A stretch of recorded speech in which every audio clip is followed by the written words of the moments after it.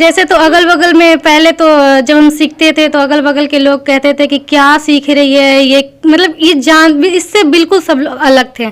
ये नॉर्मल से डांस वांस सब लोग जानते थे, कथक तो जानते नहीं थे। पुराने जमाने में मुजरा ये सब होता है ना, वो सबको देखकर वो कहते थे कि क्या घुंघरू बांध ली पैर में, क्या है, मतलब अच्छा नहीं बोलते थे। सबको बगल अगल वाले बहुत जानते हैं, बहुत लोग हमको पेपर वेपर में नाम आया तो देखे, टीवी पे आए तो देखे, तो सब लोगों ने अब बोला कि क्या वाह अच्छा है। अब नजरिया चेंज हो गया।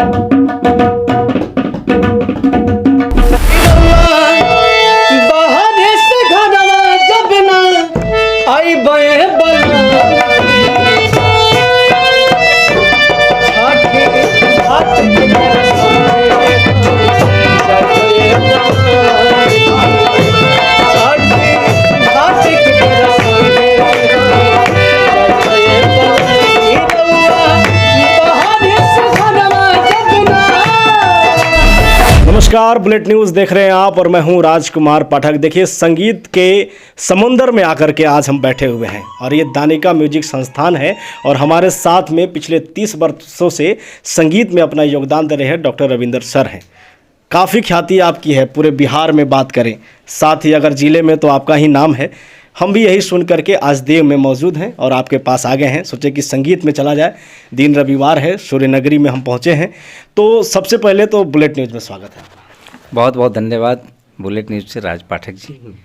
सवाल ये करें, लगातार 30 वर्षों से मैंने सुना है आप हैं, कैसा अनुभव रहा इस क्षेत्र में? बहुत अच्छा अनुभव है और हम लोगों ने ये बिल्कुल सोच रखा है कि संगीत की साधना को हम लोग हमेशा बरकरार, जीवन प्रयत्न जब तक जिंदा रहूँगा।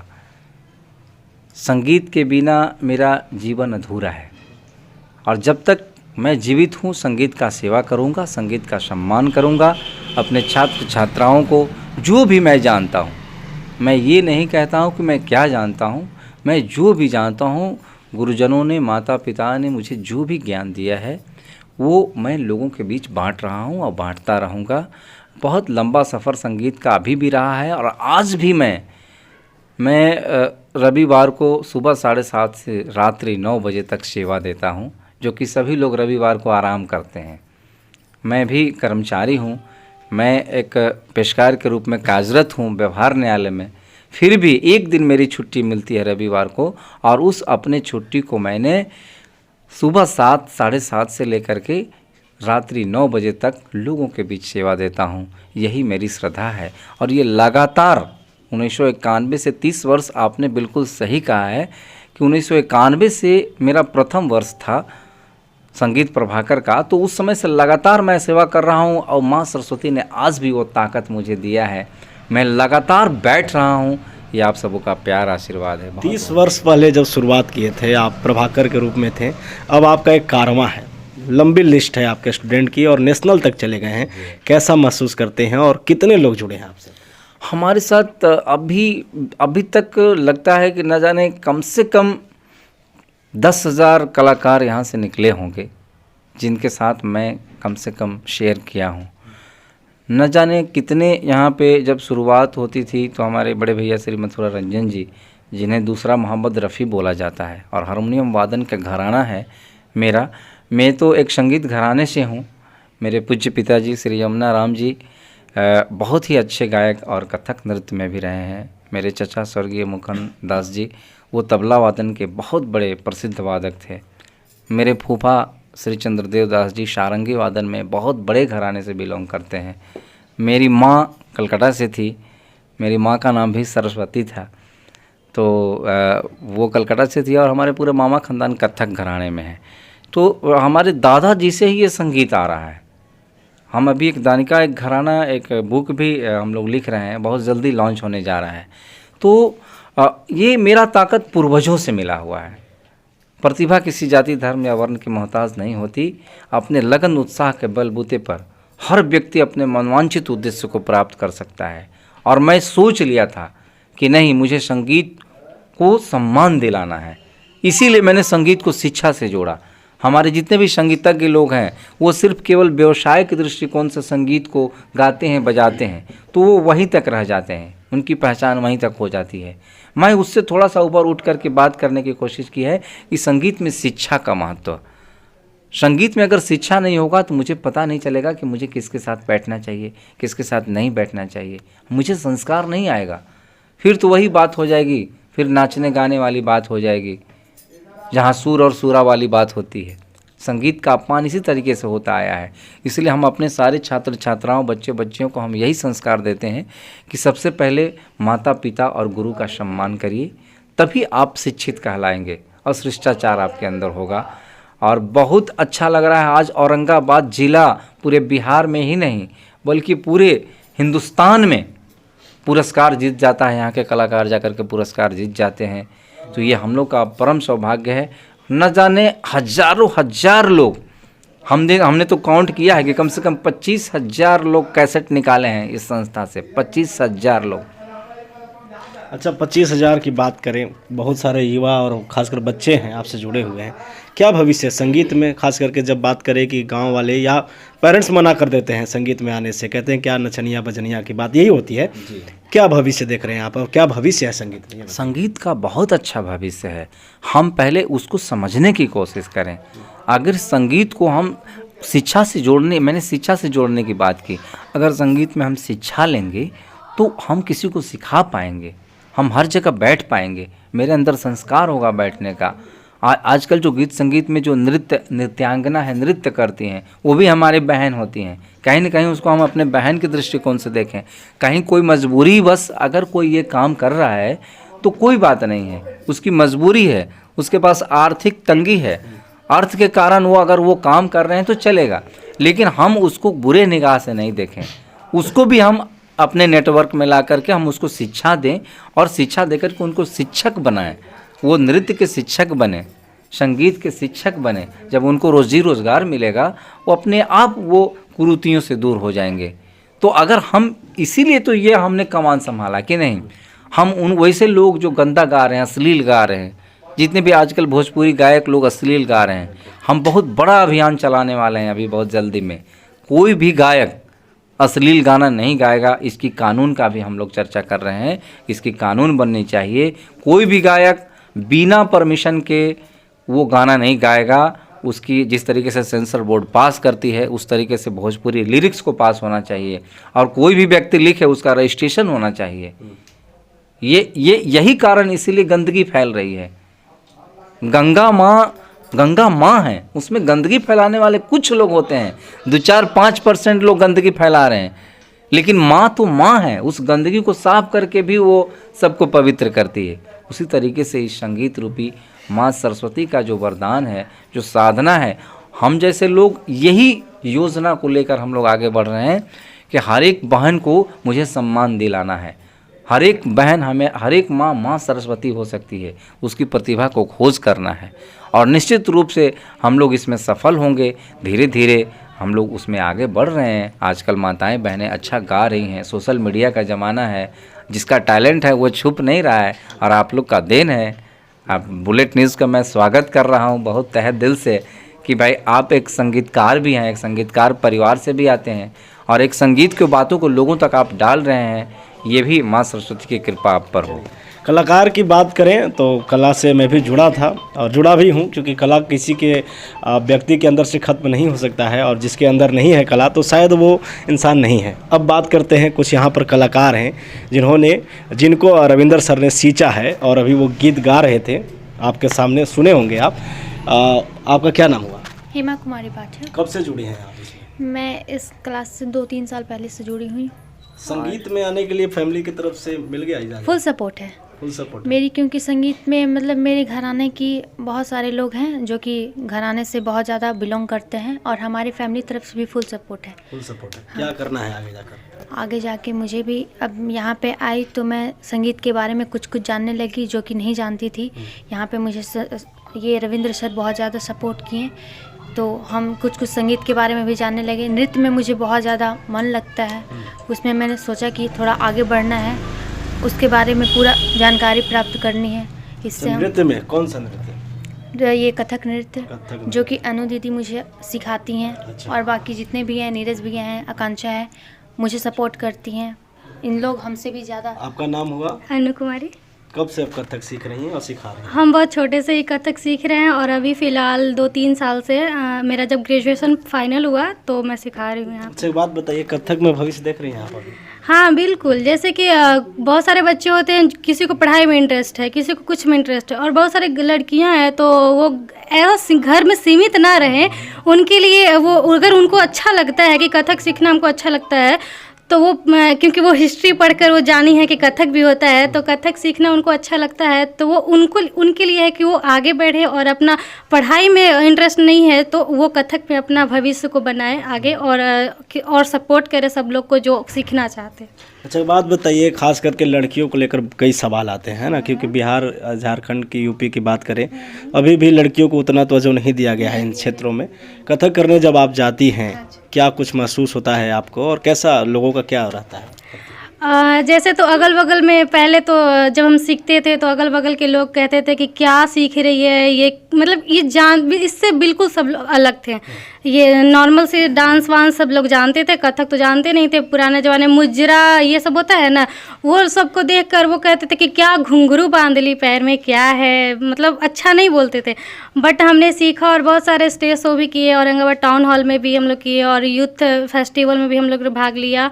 तो अब देव महोत्सव में भी हम लोग, यहाँ महोत्सव मनाई जाती है, छठी मैया का ये बर्थडे सेलिब्रेट होता है यहाँ देव में, तो वहाँ हमको स्टेज मिला, वहाँ पे भी हमने एंजॉय किया, और मतलब क्या हम लोग मतलब पार्टिसिपेट किया, तो हमें अच्छा लगा। और अब सबको बगल अगल वाले बहुत जानते हैं, बहुत लोग हमको पेपर वेपर में नाम आया तो देखे, टीवी पे आए तो देखे, तो सब लोगों ने अब बोला कि क्या वाह अच्छा है, अब नज़रिया चेंज हो गया सबका। तो ये संगीत का ताकत है कि जब आप भले ही लोग सोचें कि ये कम आंका जाए संगीत को, मगर संगीत जब आप उसे परखते हैं, सीखते हैं, तब आपको पता चलता है कि संगीत की ताकत क्या है। और साथ ही जो रविंद्र सर ने कहा कि संगीत में संस्कार मिलता है, और मैं भी कहता हूं कि अगर आपको संस्कार सीखना है तो संगीत में जाना ज़रूरी है। ये हमारे साथ छोटा बच्चा है, और मैंने सुना तबला बजाते हो तुम, क्या नाम हुआ तुम्हारा? मेरा नाम खुशहाल पाठक है। कब से तबला बजा रहे हो? मैं आज 2 साल से तबला बजा रहा हूँ। 2 साल से तबला बजा रहे हो? हाँ। किसने सिखाया? मेरे गुरुदेव पूज्य मेरे नाना जी कृष्णमोहन पाठक गया घनाना से, वो मुझे आज 2 साल से बता रहे हैं तबला। बता रहे हैं। दानिका में कब से जुड़े? दानिका में मेरे जो चचा हैं मोहित कुमार पाठक, वो वहाँ पर मतलब आते हैं क्लास करने, तो बोले कि तुम भी रविंद्र सर जी से जुड़ो। हाँ। क्या करना है इससे आगे जाकर? तबला में क्या बनना है, क्या करना है इससे? हमको तबला का स्पेशलिस्ट बनना है। अच्छा। मतलब कलाकार, आर्टिस्ट। कितने घंटे रियाज करते हो, कितने घंटे इसमें मेहनत करते हो तुम? इसमें मैं 8 से 9 घंटे तक रियाज करता हूँ। तो मैं चाहूँगा तबला थोड़ा तुम बजाओ।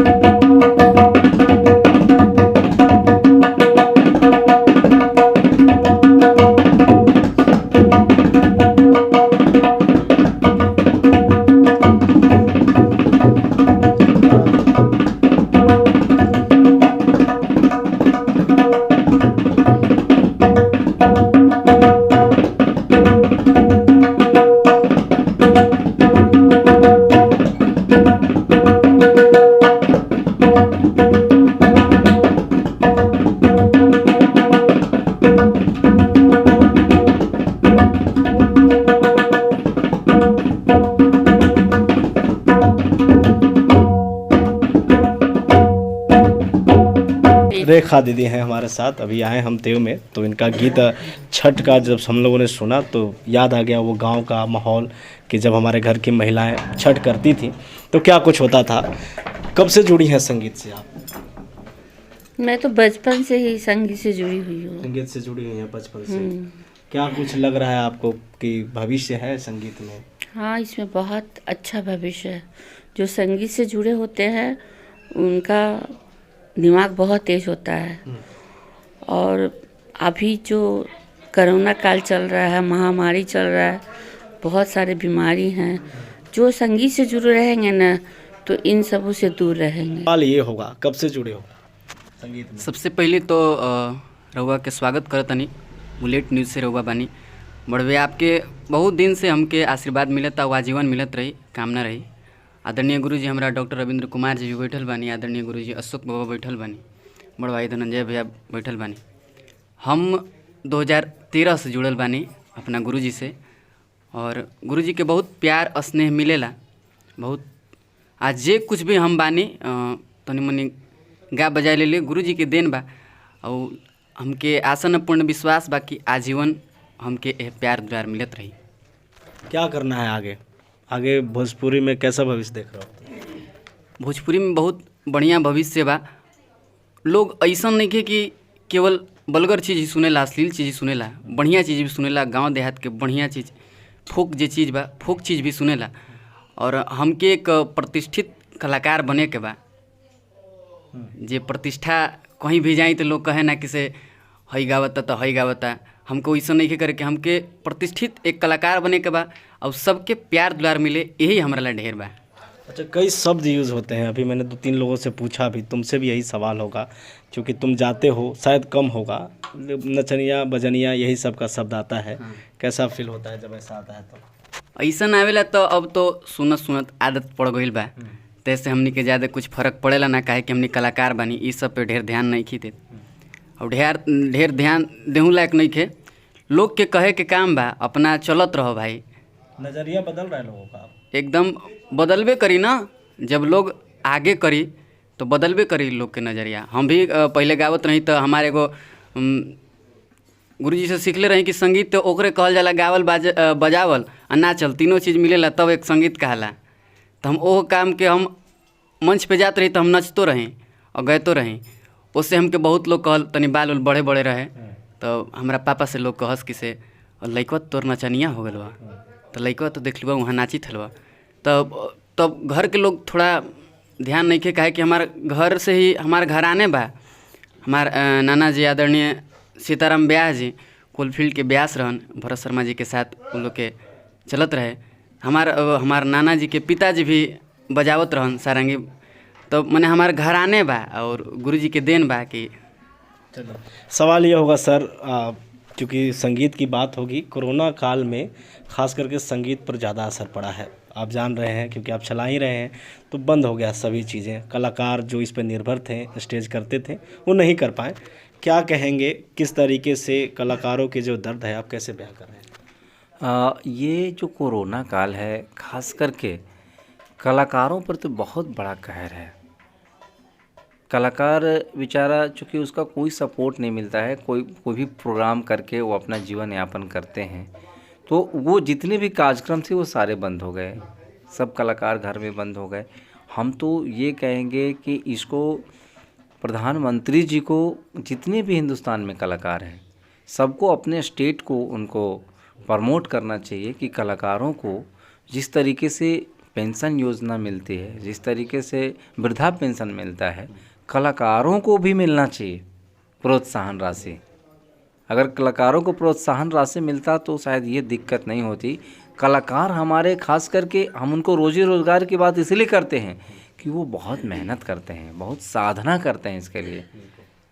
संगीत को साधना करना सबके बस की बात नहीं है, भला ही उसका उपयोग जिस रूप में वो करें, लेकिन कलाकारों के लिए कोई सपोर्ट मिला नहीं। हम चाहेंगे कि जो भी सरकार, आने वाली सरकार हो, कला के लिए ज़रूर निश्चित रूप से कलाकारों को प्रोत्साहित करे और सम्मान देने का काम करे। दानिका म्यूजिक संस्थान देव में भी है, औरंगाबाद ज़िले में भी है। अभी हम मौजूद हैं यहाँ पर। संगीत की बात करते हैं तो यहाँ का नाम सबसे पहले आता है। बने रहिए हमारे साथ और देखते रहिए बुलेट न्यूज़। बहुत बहुत धन्यवाद।